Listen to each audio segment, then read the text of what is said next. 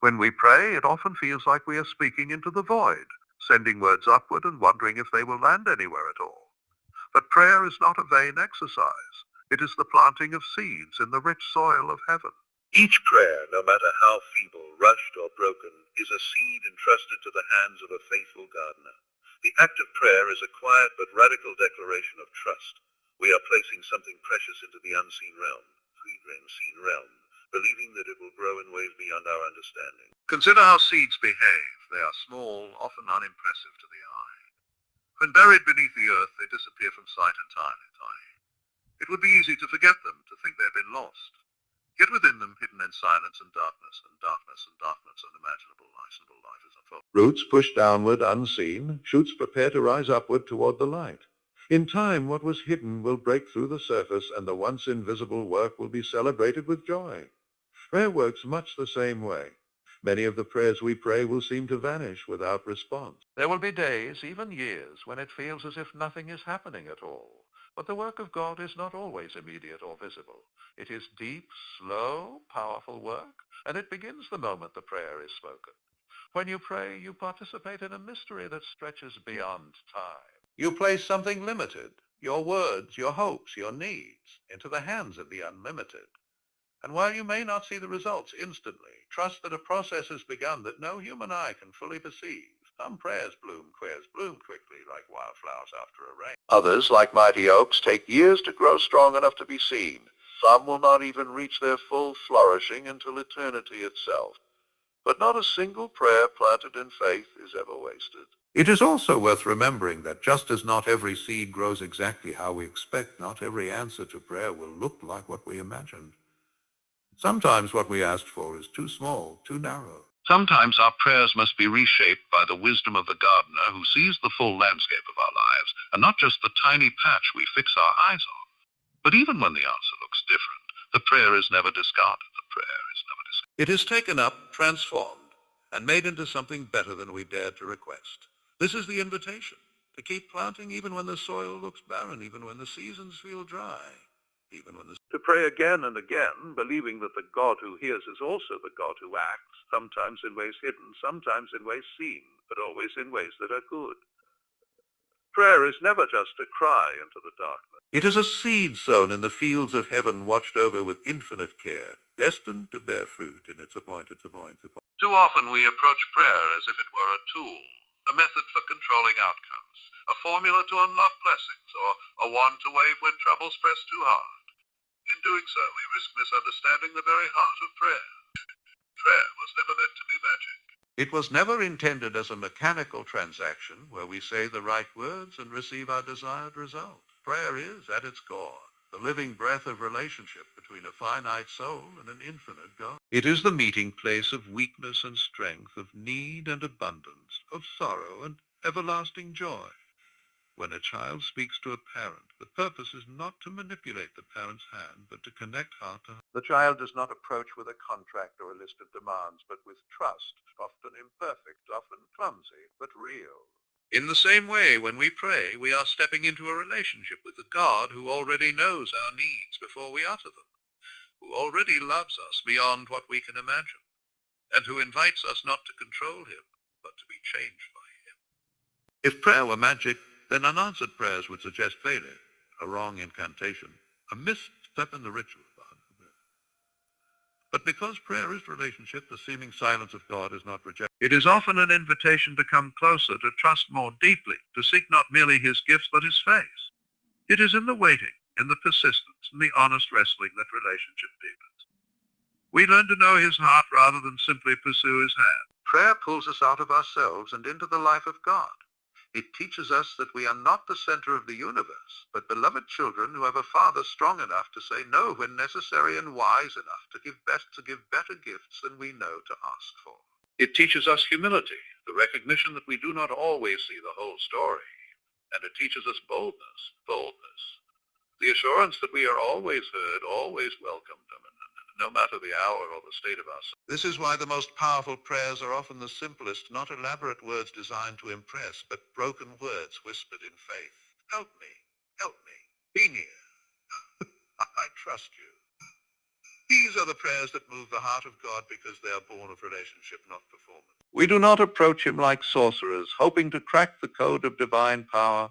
We come as sons and daughters speaking with the one who calls us by name. To pray is to come close. It is to surrender the illusion of control and instead rest in the embrace of a God who is not a distant force to be manipulated, but a living person who longs for communion with his people. It is to be drawn little by little into the life and love that made the stars, not by spells and formulas, but by the simple, astonishing reality of being known, heard, and loved. There is a lie that often slips into our hearts when we pray, the quiet, cold suspicion that our words are lost in the wind, that no one is listening, that heaven itself has turned its face away. Especially in moments of pain or long silence, we wonder if our prayers evaporate before they ever reach the throne of God. But the truth, the unshakable, brilliant truth, is that heaven hears every word, not a syllable. Even the prayers we sigh too deeply for words are caught and treasured by a God who listens more intently than we can imagine. The scriptures remind us that God keeps our tears in a bottle and records our cries in his book. This is no distant deity who demands perfection before paying attention. This is a Father who bends low, who leans close, who listens not only to our polished prayers, but also to our raw, trembling ones, the ones spoken through gritted teeth, the ones gasped through sobs, the ones too tired to form anything but a broken hell. We often judge the worth of our prayers by how eloquent they sound or how powerful they feel. But heaven does not measure prayer the way we do. God does not require we do. God does not require fine language. He is not moved by... He is moved by truth, by honesty, by the simple cry of the heart that dares to reach out to him. There is not a single barrier that your prayer cannot cross. Not your failures, not your... The distance between your heart and God's ear is far shorter than you fear.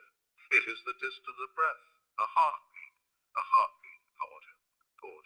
Sometimes, yes, there is silence in response. Sometimes there is waiting longer than we wish to endure. But silence is not absence, and waiting is not rejection. In fact, the silence of God is often a sign that he is working in ways deeper and more profound than immediate answers could ever accomplish. He is shaping you, strengthening you, preparing blessings larger than you dared request. Heaven's response is never careless, never forgetful. Every prayer is received by the hands of the one who knows you better than you know yourself. You may not see it, but even now, armies are being moved because of your prayers. Even now, walls are being torn down, hearts are being softened, paths are being opened. All because you dared to speak. Your words, however feeble they seem to you, are instruments in the symphony of God's redemption. He weaves them into his purposes with artistry beyond our sight. So pray boldly. Pray simply. Pray without fear of being ignored. Heaven has never been deaf to the cries of those who seek him. Even now your smallest prayer has already reached the ears of the Eternal, and he is closer than you dare to hope, working in love beyond all you can see. When we think of prayer, we often imagine it as a request, a transaction. We ask and God gives. Yet the deeper truth is far more beautiful and unsettling. Transformation happens in the praying itself. Before a single circumstance shifts, before a single mountain moves, something begins to change within the heart of the one who prays. Prayer is not merely a means of influencing God. It is the way God gently, persistently, and lovingly influences us. Each time we pray, whether with trembling fear or fierce hope, we are stepping into a sacred space where our souls are exposed to the light of heaven. And we may come with an agenda, with lists of needs and desires, but often, without realizing it, we find ourselves being reshaped. Our desires are slowly purified. Our fears are brought into the open. Our pride is softened. Our anger laid bare. Our hidden wounds tenderly uncovered. Prayer is a furnace, not of destruction, but of refinement. We enter in carrying the raw ore of our human hearts, and through the heat of God's presence, we are formed into something stronger, purer, and more like him. There are prayers that seem to be answered quickly, and others that drag on with no visible result. And yet in both cases, the person who continues to pray is not the same at the end as they were at the beginning. They are quieter sometimes, more patient. They carry a peace that defies explanation. They begin to trust in ways they did not know were possible.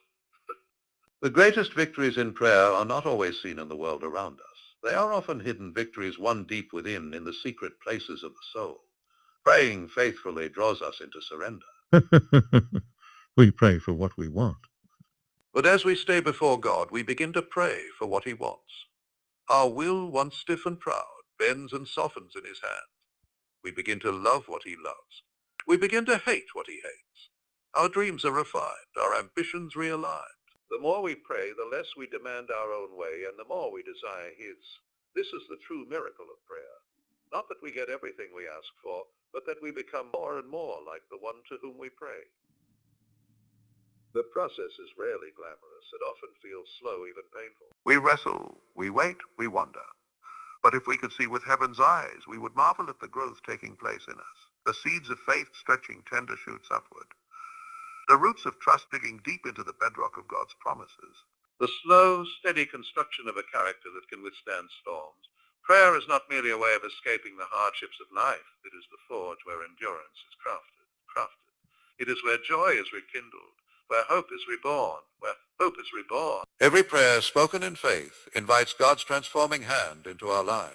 And though we may not notice it at first, though we may not feel different, after each prayer, over time, prayer leaves its unmistakable mark. Not merely on the world, but first and most deeply on us. There is a strange and unsettling truth about miracles. They often begin in silence, long before the breakthrough comes, before the healing is visible, before the answer bursts into the open. For there is a season when nothing seems to happen at all. No sign, no signal, no stirring of the waters. Just silence, and in that silence our faith is stretched, and we let it strengthen beyond anything comfort could ever achieve. We are a people who crave immediacy. We pray, and we hope to hear the thunderous reply of heaven in the next breath. We long for signs, for swift reassurance that our cries have been heard and that help is on its way.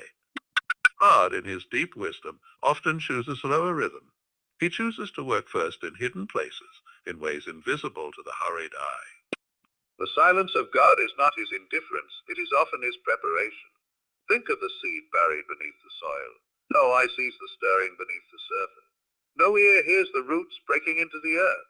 To those looking from above, the ground appears unchanged, steady. But in truth, life is unfolding in secret. In time, when the work is ready, the seed will break through, and what was hidden will become visible. So too with the miracles of God.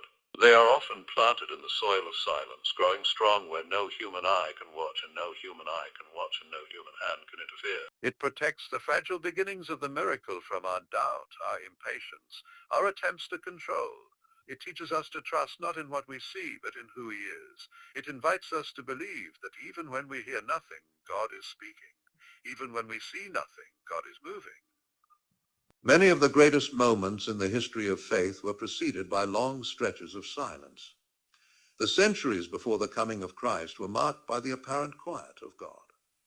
The disciples sat in stunned grief during the silent hours between the crucifixion and the resurrection. Yet hidden in that unbearable stillness, God was weaving a victory larger than the world could have dreamed. What appeared to be defeat was, in fact, So when you find yourself praying into silence, when your heart feels like an echo chamber and your hopes seem unanswered, do not despair. You are standing at the edge of something sacred.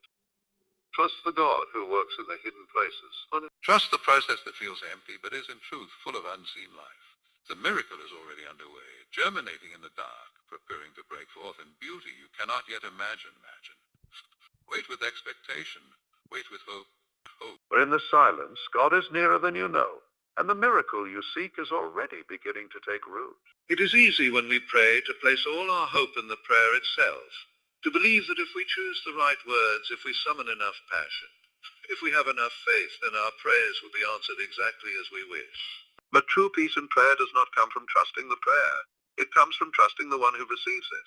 Our prayers, no matter how carefully crafted or fervently spoken, are only as strong as the hands they are placed into. And those hands, thankfully, are more capable, more loving, and more wise than we can fathom. Prayer is not a performance to impress God. It is not a puzzle we must solve to unlock his blessings. It is at its heart a surrender, a giving over of our deepest hopes, fears, and needs into the care of one who sees the whole tapestry of our lives when we see only a thread. We do not need to be eloquent or flawless when we pray. We do not need to convince God to love us or persuade him to act. He already loves us with a fierce and tender love. He is already at work weaving all things for good to those who trust him. There will be times when his answers come swiftly in ways that take our breath away. There will be other times when the waiting stretches long and the answers seem far. And sometimes what he gives us looks so different from what we asked for that. We wonder if he heard us at all. But trust rests not in the visible outcome. Trust rests in the unchanging character of God. It believes that even when his ways are hidden, his heart is never in question.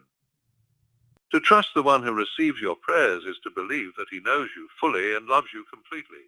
It is to believe that he is powerful enough to act and wise enough to act rightly, even when his ways confuse us. It is to lay down the burden of needing to control the outcome and to rest in the assurance that you are not praying into emptiness. You are speaking to a Father who leans in to listen, who holds your every word sigh, your every tear. This kind of trust does not come naturally. It is forged in the fires of disappointment and strengthened in the seasons of silence. It grows each time we choose to believe that God's no or not yet is not a mark of his absence, but a sign of his deeper work.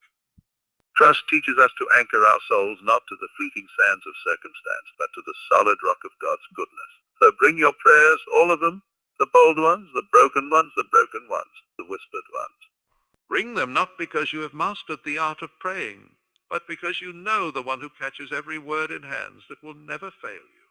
Trust in him, and you will find that even when the answer looks different, the love behind the answer never changes.